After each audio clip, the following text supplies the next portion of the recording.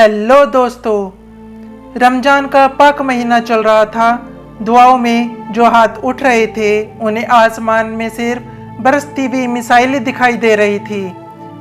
ये मंजर इन दिनों फिलिस्तीन और इजराइल के बीच का है, जहां दोनों देश एक दूसरे को मिटा देने की कसम खा रहे हैं। 2014 की गर्मियों के बाद हमास और इजराइल के बीच ये सबसे बड़ी लड़ाई बनती जा रही है। जब दुनिया कोरोना जैसी महामारी से लड़ रही है तो ये दोनों देश आपस में क्यों भिड़ गए, इसे समझने के लिए इजराइल और फिलिस्तीन के बीच विवाद की जड़ों को समझना जरूरी है और ये भी जानना जरूरी है कि हाल फिलहाल में वहाँ क्या हो रहा है। सोमवार को हमास ने 300 से ज़्यादा रॉकेट इजराइल पर दागे थे, जिससे कुछ इजरायली नागरिकों की मौत हो गई थी। इसके बाद इजराइल ने फिलिस्तीन में हमास के 150 से अधिक ठिकानों को टारगेट किया। इसके बाद इजरायली एयरफोर्स ने मंगलवार को हवाई हमले में गाजा पट्टी में 13 मंजिला बिल्डिंग पर हमला किया था। इजराइल ने 2 बहुमंजिला इमारतों को निशाना बनाया, जिनके बारे में उनका मानना था कि उसका इस्तेमाल हमास के चरमपंथी करते थे और उनके कम से कम 3 चरमपंथियों को मार गिराया गया। हालांकि इजराइल के प्रधानमंत्री बेंजामिन नेतन्याहू ने बताया कि उस बिल्डिंग पर मिसाइलें बरसाने के पहले चेतावनी दी गई थी ताकि लोगों को बचने का मौका मिल सके। इसमें हमास का कार्यालय, एक जिम और कुछ स्टार्टअप बिजनेस के ऑफिस थे।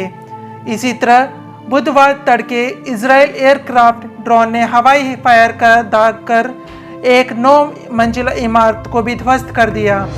यह इमारत रिहायशी बिल्डिंग थी जिसमें मेडिकल कंपनी और दांत का एक दवाखाना भी था। इस इमारत में 200 मीटर की दूरी पर एसोसिएटेड प्रेस ब्यूरो का ऑफिस है, जहां तक इमारत में किए गए धमाके का धुआं और धूल पहुंची थी। इस हमले के जवाब में हमास की ओर से 100 मिसाइलें रेगिस्तान के बीच बसे शहर बीर सीवा में दागी गई। इजराइल की ओर से कहा गया कि एस्केलॉन में हमास की ओर से किए गए हमले में 1000 मिसाइलें दागी गई। हमास की ओर से 130 रॉकेट तेल अवीव की ओर भी दागे गए। इस रॉकेट हमले में रिसॉन लेजियन में एक महिला मारी गई और 3 महिलाएं होलोन के बस स्टेशन के पास घायल हो गई। इजरायली सुप्रीम कोर्ट ने बीते रविवार को पूर्वी जेरूसलम से फिलिस्तीनियों के 7 परिवार को निकालने के आदेश दिए थे, जिसके बाद हिंसा का दौर शुरू हुआ। शेख जर्रा नाम की जगह से 70 फिलिस्तीनियों को आगामी हफ्तों में निकालकर उनकी जगह यहूदियों को लाने की तैयारी की जा रही थी। दरअसल कोर्ट ने उन घरों को खाली करने के लिए कहा जो 1948 में इजराइल के गठन से पहले यहूदी रिलीजन एसोसिएशन के अधीन आते थे। अदालत के इस आदेश के बाद फिलिस्तीनियों में नाराजगी थी। इसको लेकर इजराइल में कई जगह प्रोटेस्ट हुए। आलोचकों का कहना है कि जेरूसलम और उसके आसपास इजरायली पुलिस की हेकड़ी के कारण अशांति फैली है। झड़प की शुरुआत बीते सप्ताह अल अक्सा मस्जिद से हुई। इस मस्जिद को इस्लाम में तीसरी सबसे पाक जगह बताया गया है। यहाँ पुलिस ने आंसू गैस के गोले दागे। फिलिस्तीनियों की ओर से भी इजरायली पुलिस पर पथराव हुआ। ये लगातार 4 दिनों तक चलता रहा, लेकिन मस्जिद में हैंड ग्रेनेड फेंके जाने से हालात और बेकाबू हो गए। नेतन्याहू ने कहा कि वे लोद शहर में आपातकाल लगा चुके हैं। दरअसल लोद शहर अरब और यहूदियों की मिलीजुली आबादी वाला शहर है। इजराइल और फिलिस्तीनियों के बीच शुरू हुए ताज़ा हमलों के बाद यहाँ भी झड़पें देखी गई, जिसके बाद इस शहर में कानून व्यवस्था बनाए रखने के लिए इमरजेंसी लगाने की घोषणा की गई।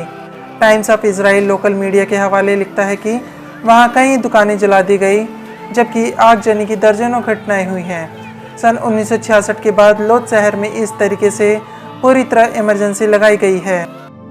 इजराइल और फिलिस्तीन के बीच विवाद का एक कारण जेरूसलम का झगड़ा भी है।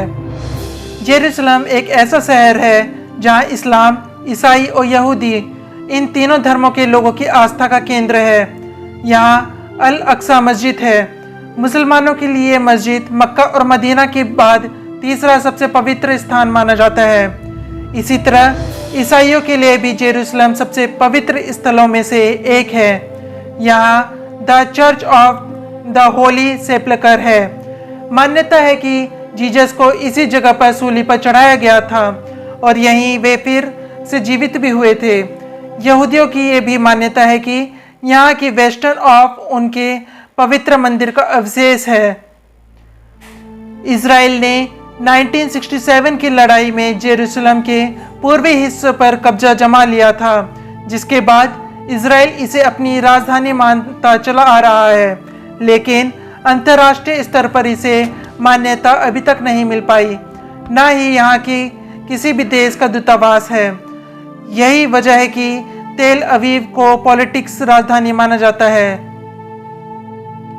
इसी तरह फिलिस्तीनी भी कहते नजर आते हैं कि वे आज़ाद देश बनने के बाद अपनी राजधानी जेरूसलम को रखेंगे। इसके लिए फिलिस्तीनी मांग कर रहे हैं कि इजराइल 1967 से पहले की सीमाओं पर वापस लौट जाए और वेस्ट बैंक और गाजा पट्टी को फिलिस्तीन को वापस लौटा दे। इसी तरह पूर्वी जेरूसलम को भी इजराइल आज़ाद करे ताकि वहाँ फिलिस्तीनी अपनी राजधानी स्थापित कर सके, लेकिन इजराइल फिलिस्तीन की मांगों को सिरे से नकारते हुए जेरूसलम को राजधानी और देश का अटूट हिस्सा कहता आ रहा है। दोनों देशों के बीच हुए विवाद को हम कुछ इस तरह बिंदुओं की मदद से समझते हैं। पहला बिंदु, West Bank. West Bank Israel और जॉर्डन के बीच में है। इजराइल ने 1967 के युद्ध के बाद इसे अपने कब्जे में कर रखा है। इजराइल और फिलिस्तीन दोनों ही इस इलाके को अपना बताते हैं। दूसरा बिंदु, गाजा पट्टी। गाजा पट्टी इजराइल और मिस्र के बीच में है। यहाँ फिलहाल हमास का कब्जा है। ये इजराइल विरोधी समूह है। सितंबर 2005 में इजराइल ने गाजा पट्टी से अपनी सेना को वापस बुला लिया था। 2007 में इजराइल ने इस इलाके पे कई प्रतिबंध लगा दिए। तीसरा बिंदु, गोल्डन हाइट्स। राजनीतिक और रणनीति रूप से महत्वपूर्ण ये इलाका सीरिया का एक पठार है।